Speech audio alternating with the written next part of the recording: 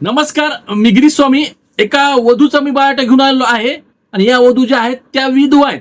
लक्षात घ्या.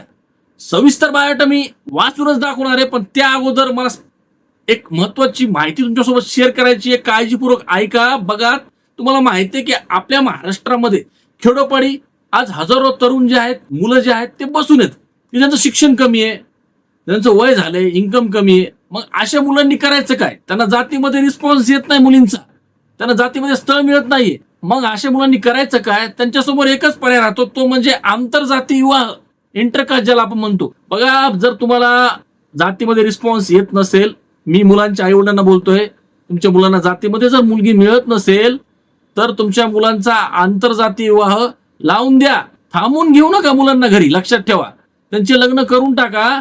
कारण लक्षात घ्या, जर जातीमध्ये जर मुलगी मिळत नसेल तर आणखीन वेळ पैसा घालण्यात काहीच अर्थ नाही. त्यामुळे तुमच्या मुलाचं वय वाढत जाईल. लक्षात घ्या. आणि हातात तर काही मिळणार पण नाही तुम्हाला. त्यामुळे आंतरजातीय विवाहाला तुम्ही मान्यता द्या, मुलाचं लग्न करून टाका. बघा, समाज काय म्हणेल, लोक काय म्हणतील, नातेवाईक काय म्हणेल, याकडे दुर्लक्ष करा. कारण तुमच्या मुलाचं आयुष्य महत्वाचं आहे या ठिकाणी. लक्षात ठेवा, कारण काळ बदलत चाललाय. आज आपल्या केंद्रात पण बऱ्याच लोकांनी नाव नोंदणी केली आहे आंतरजातीमध्ये.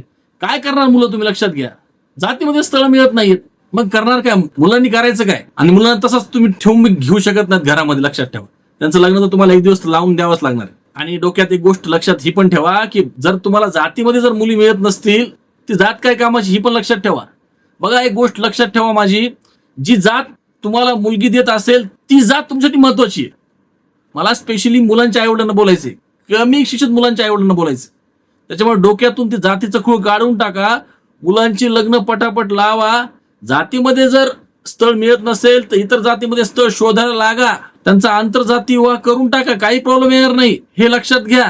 तर मला एवढंच या ठिकाणी बोलायचं होतं. मला वाटतं तुम्हाला समजलं असेल.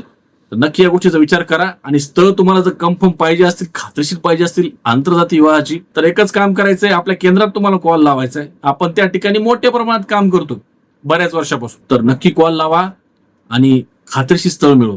ठीक आहे. तर आता या वधूचा मी बायोटा वाचतोय, लिहून घ्यायचा आहे तुम्हाला. बघा, या वधूचं जे नाव आहे ते आहे बघा ज्योती. काय असतं? जन्मतारीख 6/9/1984 आहे. जात हिंदू हलवाई आहे. बघा, उंची 5 फूट 1 इंच आहे. वैवाहिक स्थिती जर बघितलं तर या वधू विधवा आहेत. यांना 2 अपत्य आहेत. बघा, मुली आहेत त्यांना 2. शिक्षण जर बघितलं तर या 10वी पास आहेत आणि ह्या नोकरी पण करतात.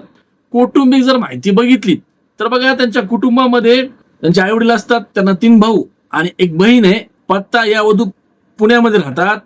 आणि अपेक्षा नक्की लिहून घ्या. बघा, दोन्ही मुलीचा स्वीकार करणारा वर त्यांना पाहिजे. जातीबंधन नाही हे लक्षात ठेवा. अहिल्यानगर, छत्रपती संभाजीनगर, जळगाव, पुणे, बीड या जिल्ह्यातील स्थळ त्यांना चालेल, काहीच प्रॉब्लेम नाही.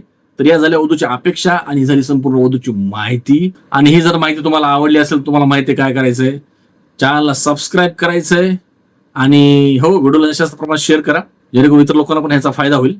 आणि कॉल करायला विसरू नका केंद्रामध्ये. ठीक आहे.